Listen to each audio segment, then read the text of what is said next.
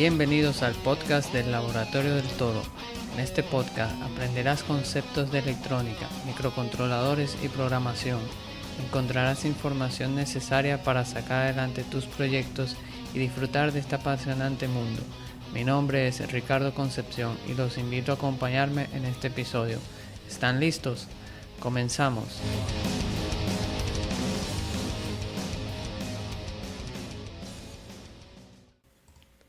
Bienvenidos al episodio número 18 del podcast El Laboratorio del Toro. Antes que nada, espero que te haya gustado el episodio anterior sobre la generación de energía eléctrica en República Dominicana y que hayas investigado un poco más al respecto.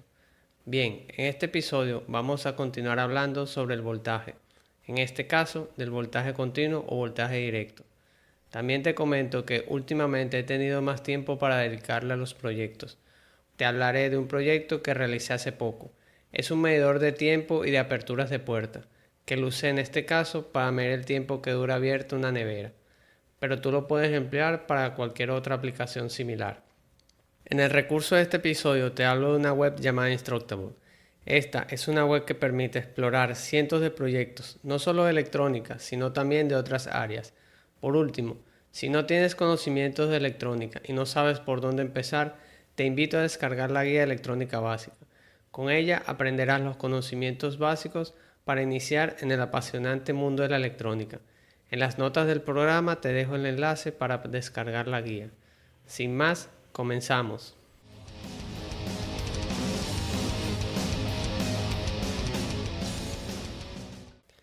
En episodios anteriores hablamos sobre el voltaje alterno. Vimos qué era, cómo se generaba y cuáles eran las tecnologías de generación usadas. Ahora, vamos a hablar del voltaje continuo, el cual es el más usado en proyectos de electrónica. Como mencionamos anteriormente, el voltaje alterno cambia su valor constantemente en el tiempo, y como vimos, se representa por una onda senoidal. En cambio, el voltaje continuo mantiene su valor a lo largo del tiempo. Si representamos el voltaje continuo con una onda, como lo hicimos con el voltaje alterno, esta onda sería una línea recta. En el caso del voltaje continuo, las cargas se mueven en un solo sentido, es decir, se mueven desde el polo positivo hacia el polo negativo. Estas cargas que mencionamos son los electrones. El voltaje continuo es el más usado en circuitos electrónicos. La mayoría, por no decir todos los dispositivos, usan el voltaje continuo. Por ejemplo, nuestros teléfonos celulares, laptops, televisores, de alguna u otra forma cambian el voltaje alterno a voltaje continuo para su funcionamiento. Al igual que el voltaje alterno produce corriente alterna, el voltaje continuo produce corriente continua cuando se crea un circuito que permite la circulación de la corriente. Por ese motivo es posible que escuches hablar sobre corriente directa o corriente continua. Cuando trabajamos con voltaje continuo es importante conocer la polaridad de la fuente o del medio que nos provee la energía, ya que de lo contrario podemos dañar el equipo que estemos alimentando. Si bien el voltaje continuo no cambia su valor a lo largo del tiempo, esto es relativo, ya que por ejemplo las baterías, que son un medio que produce voltaje continuo, tienden a disminuir su capacidad con el uso, por lo cual podemos considerar que esto no es 100% cierto en todos los casos. Vamos a hablar de la generación de voltaje continuo.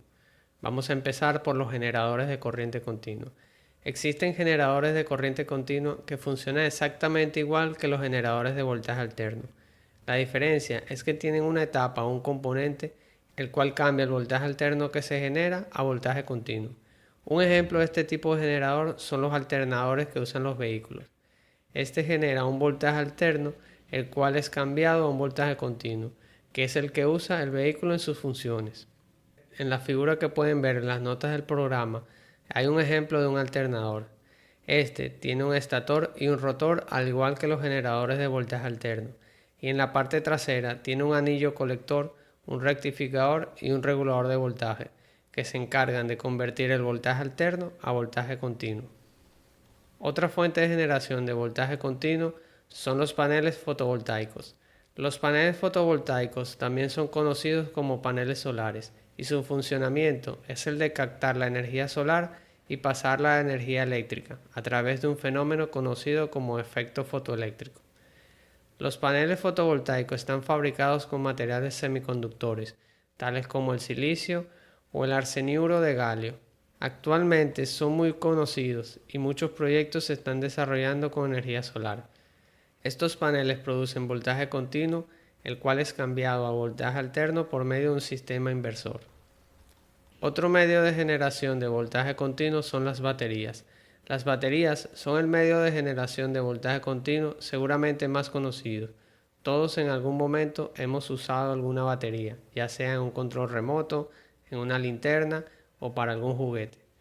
Las baterías están compuestas por un electrodo positivo y un electrodo negativo, rodeados por un electrolito, que permite el flujo de iones entre ambos electrodos.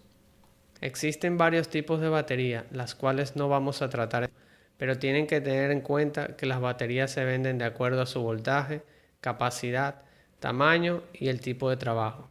Por ejemplo, existen baterías de 1.5 voltios, 3.6 voltios, 6 voltios, 9 voltios, de 12 voltios, incluso hasta baterías de 24 voltios. Otra forma de obtener voltaje continuo es a través de las fuentes AC/DC. Las fuentes AC/DC son fuentes que cambian el voltaje alterno que tenemos en nuestras casas a voltaje continuo que podemos usar en nuestros proyectos electrónicos y que también usan nuestros dispositivos electrónicos, como por ejemplo teléfonos celulares, laptops, etc. Una fuente AC/DC está compuesta de un transformador. Este disminuye el voltaje de 120 voltios a un poco más de 12 voltios o 5 voltios dependiendo del voltaje de salida de la fuente. Luego hay una etapa de rectificación, la cual se encarga de pasar el voltaje alterno a voltaje continuo. Esta etapa está compuesta por diodos y un condensador. Algunas fuentes tienen un circuito protector para evitar daños por cortocircuito, por ejemplo. Bien, vamos a hacer una conclusión sobre el tema que hemos tratado. En este episodio hablamos sobre el voltaje continuo y sobre las formas mediante las cuales podemos obtener este tipo de voltaje. El voltaje continuo es el que más vamos a usar en nuestros proyectos de electrónica. Los dispositivos y circuitos que realicemos los vamos a energizar con este tipo de voltaje. Recuerda que el voltaje continuo tiene polaridad, por lo cual es muy importante identificar cuál es el polo positivo y cuál es el polo negativo del dispositivo que vayamos a alimentar. También es importante conocer el voltaje con el que trabaja el dispositivo. Siguiendo estas recomendaciones evitaremos dañar algún dispositivo. Tengo un artículo y un episodio donde hablamos sobre las fuentes de voltaje continuo o como también se le conocen fuentes de alimentación. Les voy a dejar los enlaces de estos dos recursos. De esta forma podrán investigar más sobre las fuentes de alimentación que pueden usar en sus proyectos. Ahora les presento el proyecto. Hace poco se me ocurrió la idea de medir el tiempo y las veces que se abre la nevera de mi casa. Aunque no crean, este es un equipo importante y el hecho de que se abra constantemente y por mucho tiempo produce que este equipo tenga un trabajo superior a lo normal, ya que tiene que compensar el frío que pierde en cada apertura. Para hacer la medición usé un sensor magnético de los usados en los sistemas de alarma para detectar la apertura de puertas y lo conecté a un ESP01, el cual envía los datos a la plataforma Adafruit.io como lo hicimos con el proyecto del termómetro. El tiempo de envío de datos lo puedes ajustar a tu preferencia. En mi caso yo usé cada 30 minutos. En las notas del programa te dejo un enlace a la página del proyecto, donde tienes la lista de componentes, el diagrama y el código por si deseas realizarlo. Si tienes alguna sugerencia o pregunta, no dudes en dejarme un comentario o en escribirme al correo info@rjconcepcion.com. Ahora les presento el recurso. En esta oportunidad les quiero hablar del sitio web Instructables. Este sitio es una comunidad de makers de todo tipo. Puedes encontrar proyectos de electrónica, impresión 3D, arte, decoración, cocina, entre otros. Lo interesante es que tú también puedes compartir tus proyectos y pertenecer a la comunidad. Te dejo un video de presentación junto con el enlace del sitio. Espero que te sea de utilidad. Y hasta aquí este podcast del Laboratorio del Toro. Puedes consultar las notas de este episodio en mi sitio web www.rjconcepcion.com en la pestaña podcast. Muchas gracias por acompañarme y nos vemos en el próximo episodio.